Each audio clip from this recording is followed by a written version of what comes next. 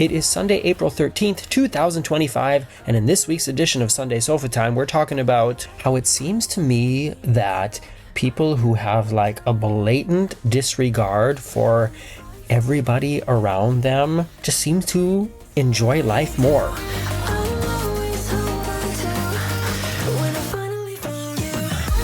I'm Morgan from the Very Unofficial Travel Guides. I've been making travel videos for over 15 years of popular and not so popular tourist destinations to give you a very honest, unofficial look at what it's like to be there. And I've also written 2 books of true travel stories of crazy and unusual things that have happened to me around the world. Places Please and Getting Stitches on a Cruise Ship are available on Amazon now. Do rude people have more fun while traveling? Hey everybody, look, it's like a late night cocktail cam style video. It's been a while since I've done one of these. I'm sitting in bed, the lighting is bad, the angle is bad, but I want to talk about this. The statement that rude and inconsiderate people seem to have more fun while traveling, or let's just say maybe more fun altogether. You know, if you've watched a lot of my videos, especially a lot of Sunday Sofa Time here on the Very Unofficial Travel Guides, that during my travels, I do encounter a lot of interesting and let's say unfortunate situations. People acting rude, people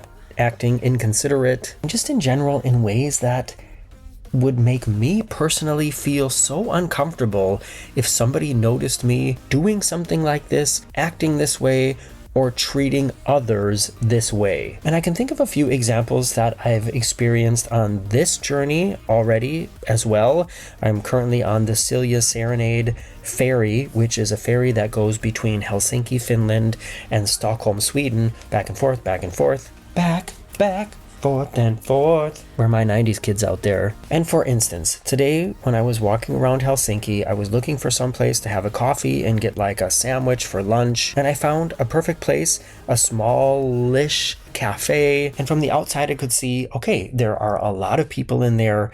This must be a good place. Let's go inside, which is what I did. And when I got inside, I realized that most of the, let's say, the good tables were already taken. If there were like 20 tables in this little cafe, I'm going to say 17 seemed to be occupied, and there were 2 or 3 or maybe 4 that were still available, and maybe 2 of those tables had like dishes on them, you know, cups and plates and some stuff like that from people who had left and not moved their stuff away. One was way back in the corner, and another one was sort of like, I don't know, attractive to sit down at. The point I'm trying to make is the cafe was very full, and as somebody who was just coming in, there really were only 1 or 2 possibilities for me to sit down because it seemed to me like all the tables in the cafe were being used. So I ordered my decaf mocha, and I had a fantastic baguette with avocado, hummus, and what else was on it? I don't know. It was good. Expensive, but it was good. And as I was sitting there just relaxing, checking out the Helsinki vibes, I noticed that the table behind me was a table where 4 people could comfortably sit, but I think there were 6 chairs at it. And next to it at the wall were like 2 lounger chairs with a smaller table in the middle. And actually, even though the cafe was full, there was a family of 3, a mom, dad, and a teenage son. They were taking up all of this space with their stuff. So instead of these 3 people either using the 2 like lounger chairs with a smaller coffee table and maybe just taking 1 chair from the bigger table over so that all 3 of them could sit at this, like coffee table, or all 3 of them sitting at the 4 or sort of 6 top and leaving the 2 loungers and the smaller coffee table, which would have been perfect for me, free. They were taking up basically 8 places for the 3 of them. And you know, maybe they had been there for a while. Maybe when they walked in there was nobody in there, and they thought, yeah, we'll just take up the space. You know, we need some place to put our jackets. We definitely need to put our bags on chairs. And maybe then it got full and they just didn't react soon enough. I don't know. But to me, it just seemed like clueless or arrogant that they could be taking up so much space in this crowded cafe when it was just the three of them. Here's another example, something that happened right here on the ship tonight. The Celia Serenade has sort of like a wellness spa area, costs 14 euros for an hour and a half. And there is an area with 3 hot tubs and a steam room that's like for everybody. And then there's a men's area with a sauna and a women's area with a sauna.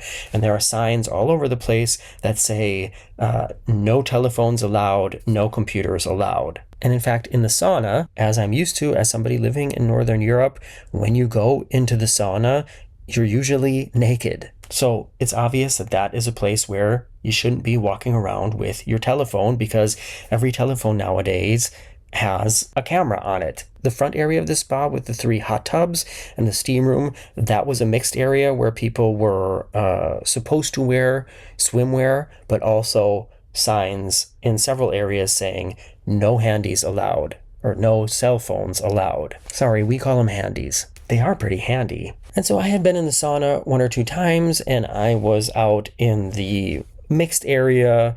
I don't really like going in hot tubs. I've seen some crazy things in hot tubs on my travels. If you've watched some of the other videos like this, you'll know exactly what I'm talking about. But it was a nice place to sort of sit down, had a great view out over the landscape that we were sailing through, and it was just a little bit cooler than the area where the sauna was. And these 2 younger guys came in, and I say younger because they're younger than me, which doesn't mean much. But I'm going to say they're in their like late 20s, early 30s. Not only did they have their cell phones with them, but they had a tripod too.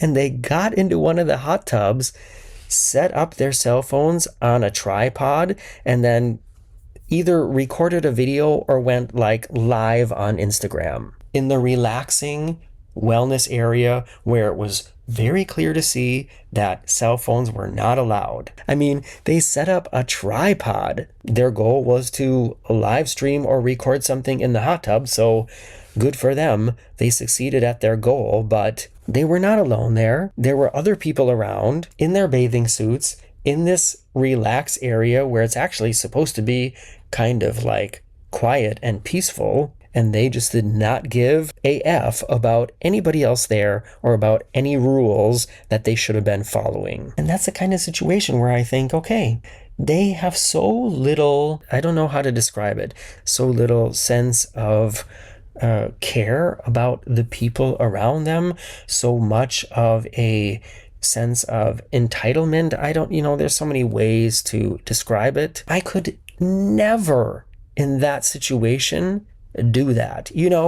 I've been making videos here on this channel for over 15 years. Most of the places I make them are public places, but I have limits.